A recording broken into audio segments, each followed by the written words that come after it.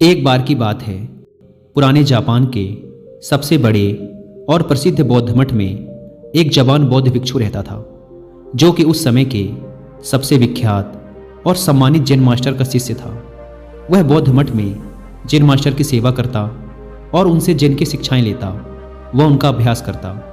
वह नौजवान बौद्ध भिक्षु बहुत ही होशियार, मेहनती और अपने कार्यों के प्रति ईमानदार था। वह जैन मास्टर के द्वारा दी गई हर एक शिक्षा का पूरे लगन के साथ अभ्यास करता और पूरी ईमानदारी के साथ उनका पालन भी करता। वह कभी भी अपने गुरु को शिकायत का कोई अवसर नहीं देता था, इसीलिए जैन मास्टर भी उससे बहुत खुश और संतुष्ट थे।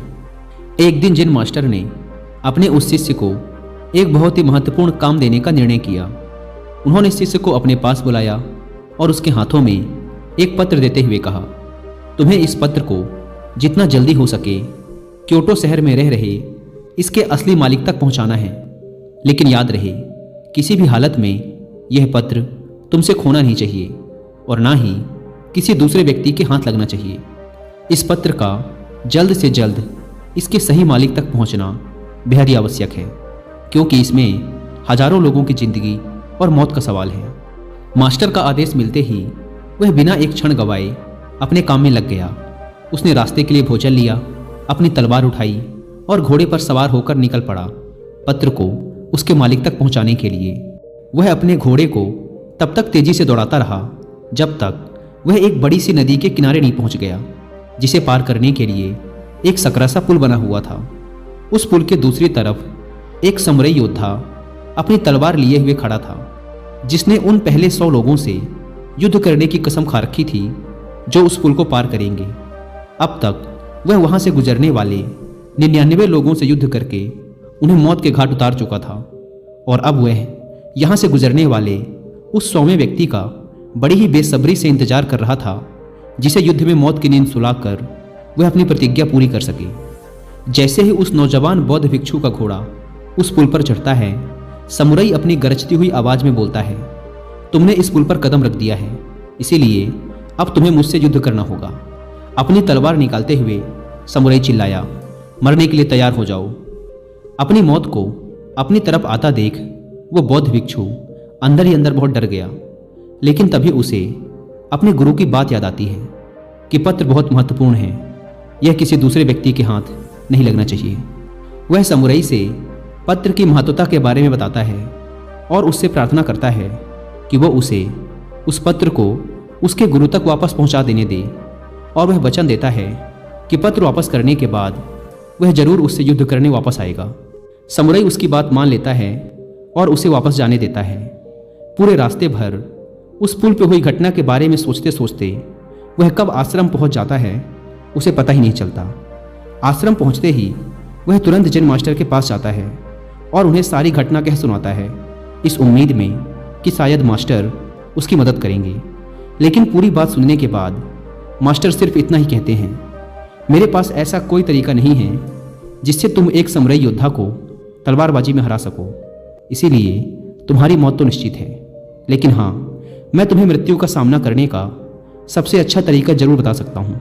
जब तुम उस पुल पर पहुँचो तो अपनी तलवार को अपने सर के ऊपर उठाना और अपनी आंख बंद कर लेना और पूरी शांति के साथ खड़े होकर इंतजार करना। जब तुम्हें महसूस हो कि कुछ ठंडी चीज तुम्हारी खोपड़ी को छू रही है, तो यही तुम्हारी मृत्यु होगी। इसके बाद वह नौजवान बौद्ध भिक्षु दोबारा अपने सफर पर निकल पड़ता है। इस बार वह अपनी मौत का सामना करने के लिए पूरी तरह से तैयार था। इस बार ना तो उसके अंदर कोई घबराहट थी और ना ही किसी प्रकार का डर। जब वह उस पुल पर पहुंचता है जहां समुराई उसका इंतजार कर रहा था, तो वह ठीक वैसा ही करता है जैसा मास्टर ने उससे कहा था। वह अपने दोनों हाथों से तलवार को सिर के ऊपर उठाता है और आंख बंद करके मौत के ठंडे स्पर्श का इंतजार करने लगता है। जब समुराई उस नौजवान बौद्ध भिक्षु को ऐसी अवस्था में देखता है, तो वह समझ जाता है कि जरूर यह भिक्षु किसी सच्चे महान गुरु से मिलकर आया है, क्योंकि उसने आज से पहले आंख बंद किए हुए तलवारबाजी की ऐसी मुद्रा और लड़ाई से पहले चेहरे पर इतनी शांति कभी नहीं देखी थी। उसने ध्यान से देखा, भिक्षु के चेहरे पर ना तो मौत का डर था और ना ही किसी प्रकार की कोई घबराहट। उसने अपनी तलवार नीचे रख दी और अपने घुटनों पर बैठकर हाथ जोड़कर कहने लगा, हे महान गुरु, मुझे मेरे इस मूर्खतापूर्ण दुस्साहस के लिए माफ़ करें और अपना शिष्य बनाएं, ताकि मैं आपसे अद्भुत तलवारबाजी की कलाएं सीख सकूं। दोस्तों, वो बौद्ध भिक्षु हम हैं और वो समुराई हमारे जीवन की सबसे विकट समस्याएं। कई बार हम ऐसी स्थिति में फंस जाते हैं जहां से बाहर निकलने का हमें कोई रास्ता नजर नहीं आता। तब ऐसी परिस्थिति में हमें खुद को शांत, पूरी तरह से शांत रखने की जरूरत होती है। सोचिए, अगर उस जवान भिक्षु ने समुराई के सामने अपने प्राणों की भीख मांगी होती या उसके सामने रोया गिड़ाया होता, तो बहुत बड़ी संभावना थी कि समुराई उस पर हंसता और अगले कुछ ही पलों में उसे टुकड़ों में काट देता।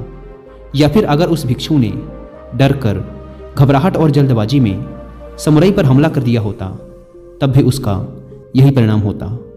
लेकिन उस नौजवान शिष्य ने इतनी शांति और स्थिरता के साथ उस समुराई का सामना किया और इतने उच्च कोटि के जिन का परिचय दिया कि उस समय वो उस समुराई से भी बेहतर हो गया और परिणाम स्वरूप समुराई उसके सामने झुक गया, क्योंकि एक समुराई होने की वजह से उसने तुरंत यह महसूस कर लिया कि उसका सामना उससे भी अधिक जिन का अभ्यास करने वाले व्यक्ति से हो गया है। तो चाहे परिस्थितियां कितनी भी खराब क्यों न हो, कितना भी मुश्किल लगे उनका सामना करना, इस नौजवान भिक्षु की कहानी को याद रखना। और जब भी कोई मुसीबत रूपी समुराई आपके सामने आए, तो अपनी आंखें बंद करो और शांत हो जाओ, पूरी तरह से शांत। और वो समुराई आपके सामने भी जरूर झुकेगा।